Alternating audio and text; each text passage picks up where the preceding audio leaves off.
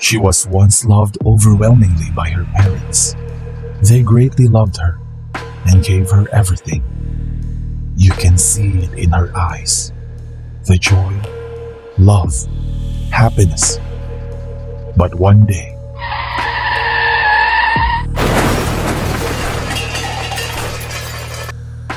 she's the only one who survived the crash.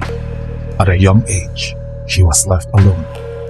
The once glistening eyes of Opila was replaced by trauma, replaced by fear, replaced by sorrow.